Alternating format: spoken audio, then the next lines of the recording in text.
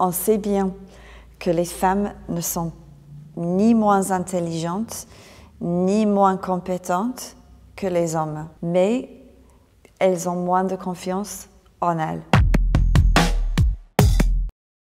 Je m'appelle Jill Whitty Collins. J'ai écrit un livre qui s'appelle « Les femmes travaillent, les hommes triomphent ». Seulement 7% des entreprises sont dirigées par des femmes. Quand on pense à quelqu'un qui est un leader, pour la plupart des gens, on pense à un homme. Et c'est un problème. C'est les médias aussi qui créent ce problème.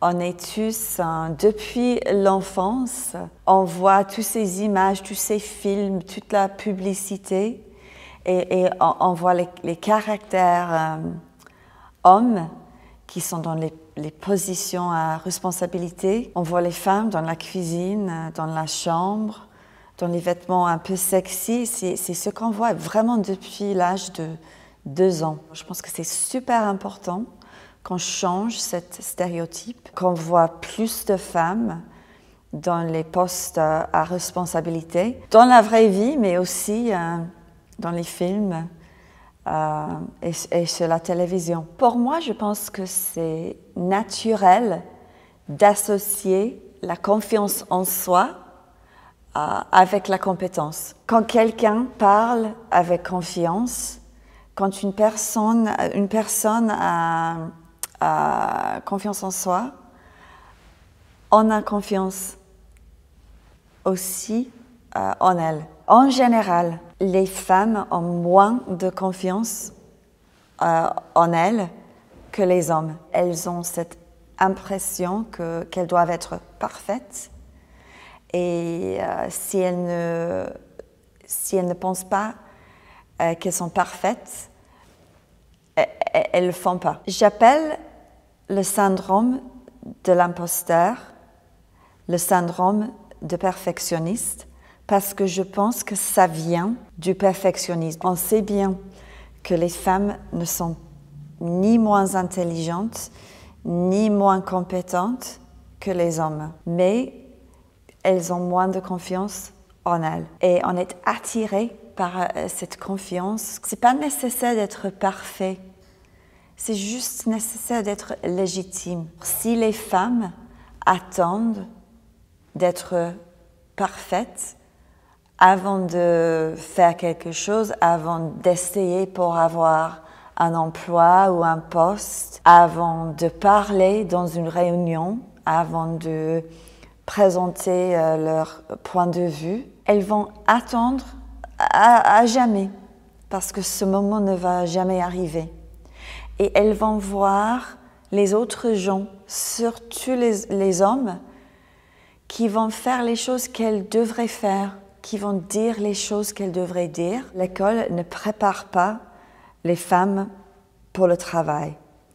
Et c'est vrai qu'en général, les filles apprennent une leçon différente à l'école que les garçons. Les filles apprennent que si elles travaillent dur, qu'elles ont de bonnes notes, elles sont aimées en fait, elles sont appréciées et tout roule super facilement. Les filles en général se consacrent à gagner à l'école et à réussir dans les examens. Et les garçons apprennent à gagner dans la vie. La charge mentale des femmes est un frein super important. Même si une femme a un emploi à plein temps elle-même, elle prend la plupart de la responsabilité des tâches ménagères. Les hommes ont plus de temps pour le travail et pour la promotion personnelle, pour le réseautage que les femmes. C'est clair, on a tous 24 heures dans la journée. Alors si les femmes font toutes les tâches ménagères, si les femmes s'occupent des enfants, elles auront moins de temps si elles veulent dormir un peu quelquefois. Rien ne va changer sans les hommes. Les hommes ont plus de 90% des postes à responsabilité du monde. Alors, ils prennent presque toutes les décisions du monde, dans les entreprises, dans la société. Alors, si les hommes ne comprennent pas l'importance de la diversité, de l'égalité, rien ne va changer. Il faut que votre travail soit visible et que vous soyez visible et que vous soyez connu.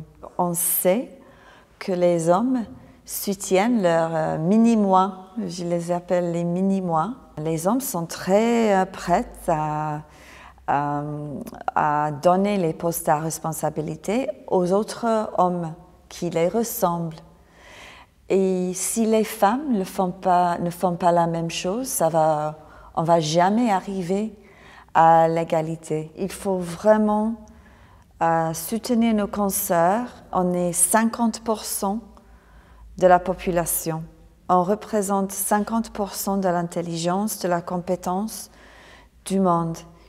Et on a le droit d'être représenté à 50% aussi.